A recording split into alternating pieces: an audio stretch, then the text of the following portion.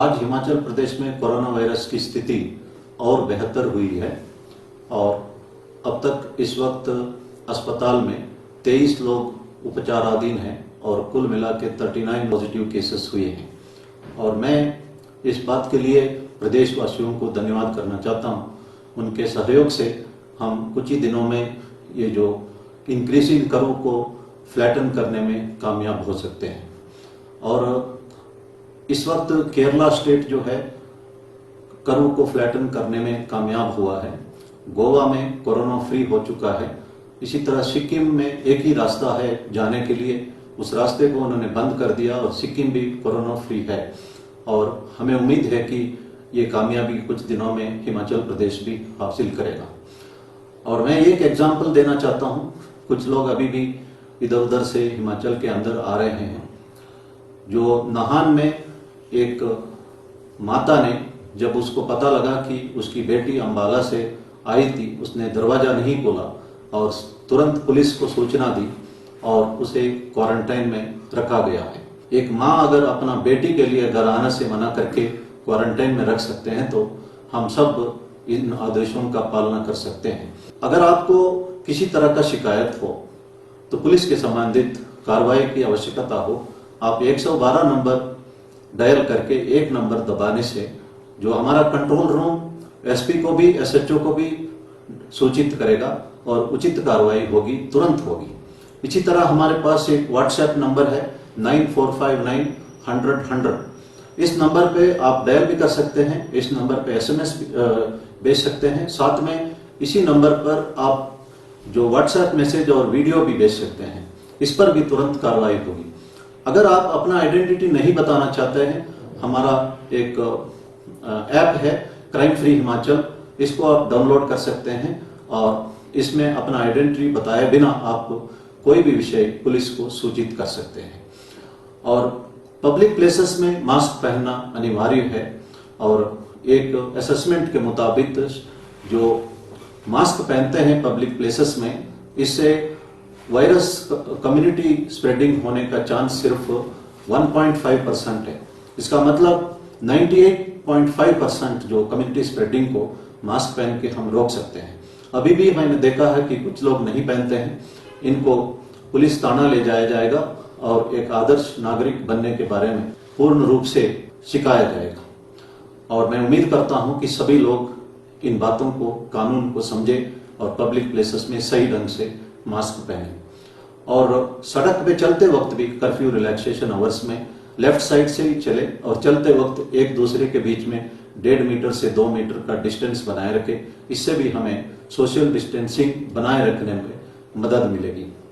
भारत सरकार NIC जो एक सर्वे कंडक्ट कर रहे हैं, उसमें 1921 नंबर से आपको कॉल आएगा और आप उस पे कोरोना वायरस के बारे में जो सवाल पूछा जाएगा उस पे जरूर जवाब दे दीजिए। और ये ऑफिशियल प्रोग्राम है, सर्वे है और भारत सरकार ने नेशनल इंफॉर्मेटिक्स सेंटर को ये काम सौंपा है। लेकिन कोई फ्रॉडस्टर कोई और नंबर से अगर आपको कॉल करता है, यही सवाल पूछता है, तो आपको जवाब देना नहीं चाहिए और अवॉइड करना चाहिए। और सोशल मीडिया में अभी भी किसी तरह का प्रोवोकेटिव मैसेजेस लोग भेजते रहते हैं और फेसबुक में अगर भेजते हैं तो एक ऑप्शन है रिपोर्ट एब्यूज। इस ऑप्शन को इस्तेमाल करिए। अगर सभी लोग एब्यूज को रिपोर्ट करते हैं तो फेसबुक भी इस पर कार्रवाई कर सकती है। और ऑफिशियल साइट पर ही जाइए। हेल्थ एंड फैमिली वेलफेयर का साइट है, ICMR का साइट है, एम्स का साइट है या WHO का साइट है या CDC का साइट है। इससे आपको ऑफिशियल इंफॉर्मेशन मिलता है और आपको डरने की जरूरत नहीं पड़ेगी। और सोशल मीडिया या न्यूज चैनल्स को बहुत ज्यादा देखना भी आपके मन में एक फियर साइकोसिस क्रिएट कर सकता है। और रमजान थोड़ा ही दिन में शुरू होने वाला है और हमारे मुस्लिम बंधुओं इन दिनों में जो फास्टिंग रखते हैं, सूर्योदय से शुरू होते सूर्यास्त तक, प्रॉफेट मोहम्मद ने सिर्फ 2 खजूर और खा के 1 गिलास पानी पी के फास्टिंग किया था। इस दौरान जो गरीबों को मदद करते हैं और इस दौरान जो लोगों को खाना भी खिलाते हैं और कुरान का भी पाठ करते हैं। और प्रॉफेट मोहम्मद ने कहा है कि 2.5% ऑफ टोटल वेल्थ इस रमजान के दौरान डोनेट करना चाहिए चैरिटी के तौर पर, जो गरीबों के लिए और खाना खिलाने के लिए। और साथ में मेरा अनुरोध है कि प्राइम मिनिस्टर केयर या सीएम कोविड फंड में भी इस दौरान आप डोनेट कर सकते हैं।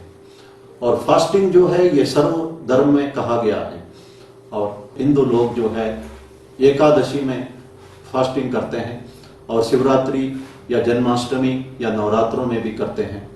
और जीसस क्राइस्ट ने भी कहा है कि fasting purifies the mind and leads to selfless sacrifice. Mahatma Gandhi ने भी फास्टिंग की थी। उन्होंने अपनी माँ से फास्टिंग करने के बारे में शुरू से ही सीखा था, और उनके कहने के मुताबिक जो एंगर कंट्रोल करने में, हमारा ब्लड प्रेशर कंट्रोल करने के बारे में तथा कंपैशन और फॉरगिवनेस डेवलप करने में फास्टिंग से फायदा होगी। और ये बात सच है, क्योंकि जापान का डॉक्टर ओसुमी, इनको 2016 में नोबेल प्राइज मिला था जो ऑटोफेगी के बारे में रिसर्च के लिए। इन्होंने अपना फाइंडिंग दी थी कि फास्टिंग करने से जो लाइव सेल्स जो है डेड सेल्स को खाता है, और इससे एक बॉडी रिजुविनेट होता है और कैंसर को फाइट करने में मदद मिलता है। और उन्हें 2016 में नोबेल प्राइज फॉर मेडिसिन मिल चुका था।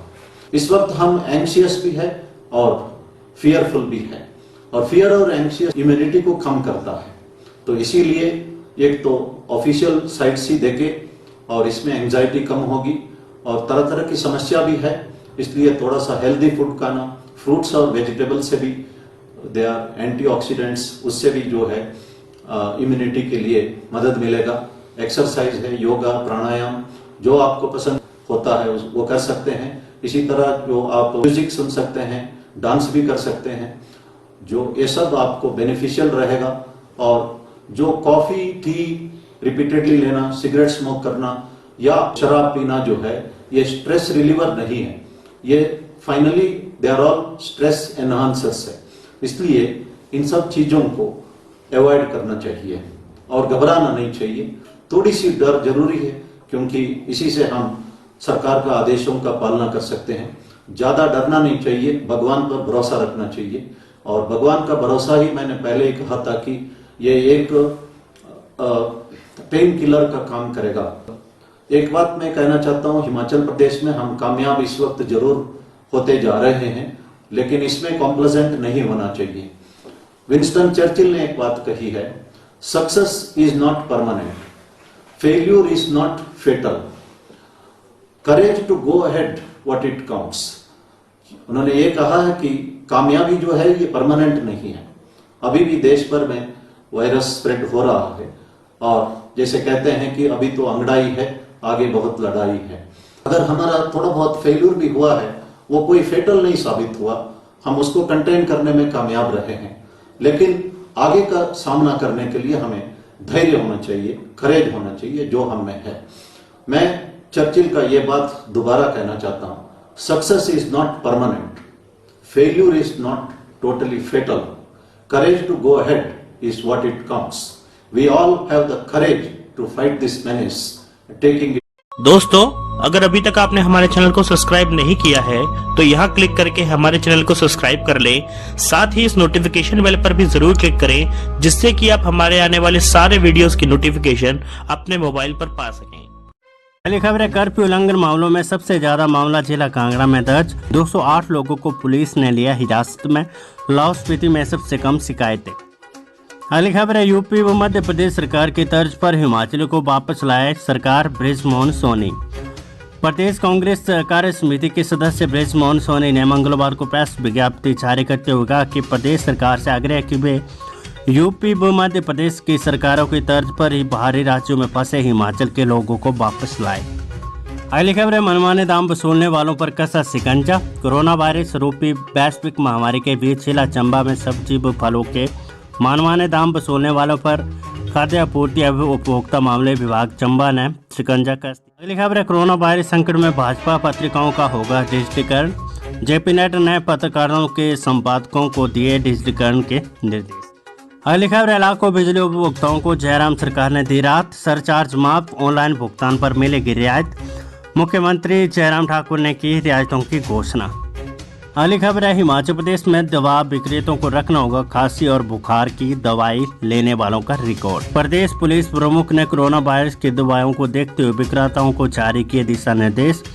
लॉकडाउन में इंटरस्टेट बिछिलों में मूवमेंट नहीं होगी, यहाँ तक कि माइग्रेट लेबर की भी नहीं। अगली खबर है कुछ उद्योगों को छोड़कर ज्यादातर दवा उद्योगों एपीआई स्टॉक पहुंचा समाप्ति के कगार पर।